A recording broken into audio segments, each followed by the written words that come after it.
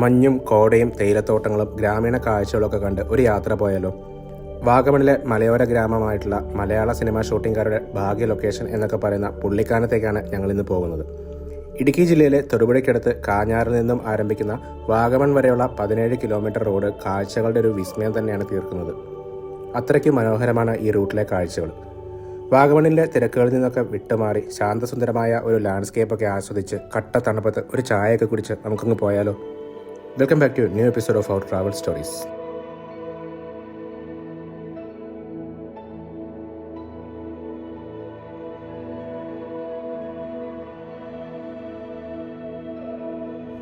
പതിവ് പോലെ തന്നെ ഇത്തവണയും വാഗമൺ റൂട്ടിലൂടെ തന്നെയാണ് നമ്മൾ പുള്ളിക്കാനത്തേക്ക് പോകുന്നത്. ഇന്നേതായാലും സൺഡേ ആയതുകൊണ്ട് അത്യാവശ്യം ബൈക്കേഴ്സിൻ്റെ തിരക്കൊക്കെ ഈ റൂട്ടിലുണ്ട്. കാഞ്ഞാറിൽ നിന്ന് പുള്ളിക്കാനത്തേക്ക് വരുന്ന മറ്റൊരു റൂട്ട് കൂടിയുണ്ട്. ആ റൂട്ടിൽ വരുവാണെങ്കിൽ കുറച്ചുകൂടെ അടിപൊളി കാഴ്ചകളൊക്കെ ഉണ്ട്. എന്നാൽ നമ്മൾ സ്ഥിരം എളുപ്പത്തിന് ഈ വഴിയാണ് സാധാരണ പോകാറുള്ളത്. നല്ല കട്ട കോടയൊക്കെ മൂടി ഇല്ലിക്കക്കല്ല് നിൽക്കുന്നത് കണ്ടോ? കോട്ടയംകാർക്ക് കേരള ടൂറിസം ഭൂപടത്തിൽ എന്നും അഭിമാനത്തോടെ എടുത്തു പറയാൻ പറ്റുന്ന സ്പോട്ടാണ് ഇല്ലിക്കക്കല്ല്. വാഗമണിലേക്കോ പുള്ളിക്കാനത്തേക്കോ ഒക്കെ പോകുന്ന റൂട്ടിൽ പല സ്ഥലത്ത് നിന്ന് കഴിഞ്ഞാൽ നമുക്ക് ഇല്ലിക്കക്കല്ലിൻ്റെ നല്ല വ്യൂ കാണാൻ കിട്ടും. വാഗമണ്ണ് ടൗണിൽ വന്നു കഴിഞ്ഞ് ഏലപ്പാറ റൂട്ടിൽ കുറച്ച് മുന്നോട്ട് പോയി കഴിഞ്ഞാൽ ലെഫ്റ്റ് ഡീവിയേഷൻ എടുത്തിട്ടാണ് പുള്ളിക്കാനത്തേക്ക് പോകുന്നത്. പോകുന്ന വഴിയിൽ അങ്ങോട്ട് ഇനി ഒരു ഏകാന്ത യാത്ര കിട്ടുന്നൊരു ഫീലാണ്. അധികം വാഗമണിലെ പോലത്തെ തിരക്കോ കാര്യങ്ങളോ ഒന്നും ഇവിടെ ഇല്ല. വാഗമണ്ണിൽ നിന്നും വെറും 12 കിലോമീറ്റർ മാത്രമേ ദൂരം ഉണ്ടായിട്ട് പോലും ഇപ്പോഴും അധികം ആൾക്കാരൊന്നും ഇങ്ങോട്ട് വരാറില്ല എന്നുള്ള കാര്യമാണ് നമ്മളെ അത്ഭുതപ്പെടുത്തുന്നത്. വാഗമണ്ണിൻ്റെ തിരക്കിൽ നിന്നൊക്കെ വിട്ടുമാറി അധികം ആരും എത്താത്ത ഈ ഒരു സ്ഥലം എന്ന് പറഞ്ഞു കഴിഞ്ഞാൽ വളരെ പീസ്ഫുൾ ആയിട്ടൊരു അറ്റ്മോസ്ഫിയറാണ് നമുക്ക് തരുന്നത്. പോകുന്ന വഴിയിൽ അവിടെ ഇവിടെയൊക്കെ ആയിട്ട് ഇതുപോലത്തെ കുറേ ചെറിയ ലേക്കുകളൊക്കെ ഉണ്ട്. അവിടെയൊക്കെ വണ്ടിയൊക്കെ നിർത്തി ഫോട്ടോയൊക്കെ എടുക്കാൻ പറ്റിയ ഒരുപാട് സ്പോട്ടുകളും ഉണ്ട്.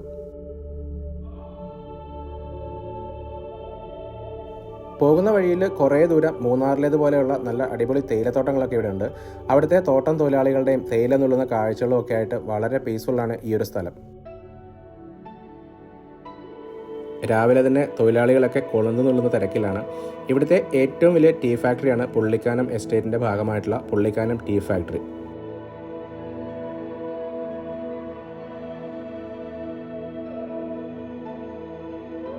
നിങ്ങളിനി ഈ റൂട്ടിലൊക്കെ വരുമ്പോൾ മെയിൻ റോഡൊക്കെ വിട്ടുപിടിച്ചിട്ട് ചെറിയ ഉള്ളിലൂടെ പോയി കഴിഞ്ഞാൽ തേയിലത്തോട്ടങ്ങളുടെയും പഴയ വീടുകളുടെയൊക്കെ ഇതുപോലത്തെ മനോഹരമായിട്ടുള്ള കാഴ്ചകൾ പീസ്ഫുള്ളായിട്ട് കണ്ടുപോകാൻ പറ്റും.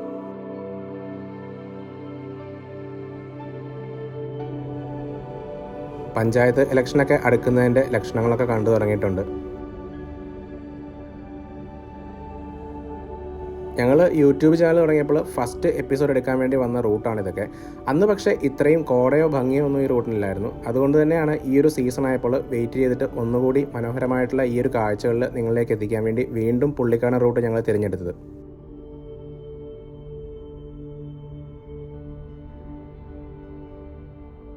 ഈ സ്ഥലങ്ങളുടെ ഭംഗി കൂടാതെ തന്നെ ഇവിടുത്തെ ഗ്രാമീണ ഭംഗിയും എടുത്തു പറയേണ്ടതാണ്.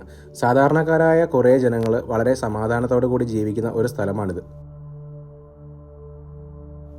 ഈ ഒരു വീട് കണ്ടോ? ഈ റൂട്ടിൽ പോയിട്ടുള്ള ആൾക്കാരൊക്കെ എന്തായാലും ഈ ഒരു സ്പോട്ട് മിസ് ചെയ്യാനായിട്ടുള്ള ഒരു സാധ്യതയുമില്ല. അത്രയ്ക്ക് ഭംഗിയാണ് ബൊഗൈൻവില്ലയൊക്കെ പൂത്ത് നിൽക്കുന്ന ഈ ഒരു വീട് കാണുവാനായിട്ട്. ഇതാണ് ഇവിടുത്തെ എസ് വളവ്. ഈ റൂട്ടിൽ തന്നെ ഏറ്റവും ഭംഗിയുള്ളൊരു പോർഷനാണിത്. ഈ റൂട്ടിൻ്റെ ചില ഭാഗങ്ങളിലൊക്കെയാണ് ഓർഡിനറി സിനിമയൊക്കെ ഷൂട്ട് ചെയ്തത്.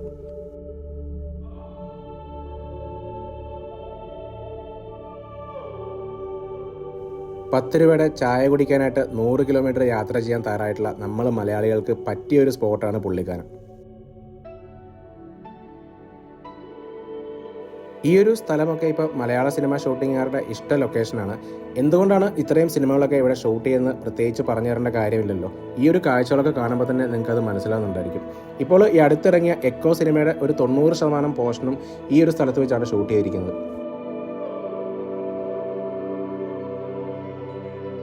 നിങ്ങൾ ഈ ചായക്കട കണ്ടോ? ഇത്രയും ഭംഗിയായിട്ടുള്ള ചായക്കടയൊക്കെ കാണണമെങ്കിൽ ഈ റൂട്ട് തന്നെ വരണം.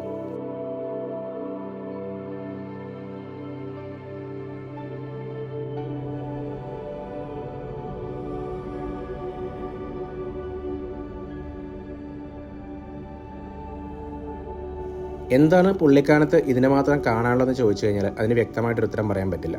നമ്മൾ സ്വന്തമായിട്ട് എക്സ്പ്ലോർ ചെയ്ത് കാണേണ്ട ഒരു സ്ഥലം തന്നെയാണ് പുള്ളിക്കാനം. ഇവിടെ വന്നു കഴിഞ്ഞാൽ ഓരോ വഴിയിലേക്ക് തിരിഞ്ഞു കഴിഞ്ഞാലും ഓരോരോ വ്യത്യസ്തമായ കാഴ്ചകളാണ്.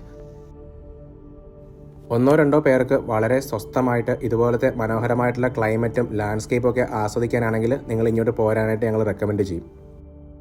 ഇനിയല്ല മറിച്ച് നിങ്ങൾക്ക് അടിച്ചു പൊളിച്ചൊരു ഗ്രൂപ്പ് ട്രിപ്പൊക്കെയാണ് വരുന്നതെങ്കിൽ വാഗമണ്ണും അതിന് ചുറ്റുമുള്ള ഭാഗങ്ങളും ഒക്കെ കാണുന്നതായിരിക്കും നല്ലത്.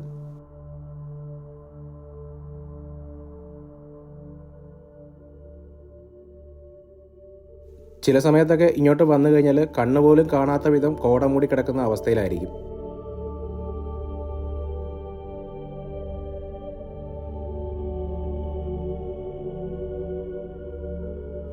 ഇതാണ് പുള്ളിക്കാനം കവല. ഇപ്പോഴും സിനിമാ പ്രേമികളുടെ പ്രധാന ലൊക്കേഷനാണ് പുള്ളിക്കാനം കവല.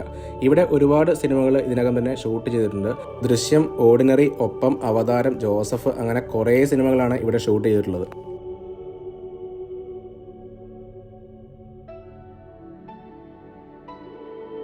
സിനിമകളിലൂടെ പുറത്തേക്ക് അറിഞ്ഞു തുടങ്ങിയ ഈ ഒരു ലൊക്കേഷൻ ഇപ്പോൾ ബൈക്ക് റൈഡേഴ്സിൻ്റെ ഇഷ്ടപ്പെട്ട സ്പോട്ട് തന്നെയാണ്. അങ്ങനെ കാഴ്ചകൾ പകർത്തുവാനായിട്ട് മല കയറിയ ബൈക്ക് റൈഡേഴ്സും സഞ്ചാരികളൊക്കെ കൂടെ ഈ ഒരു സ്ഥലം അങ്ങ് ഫേമസ് ആക്കി.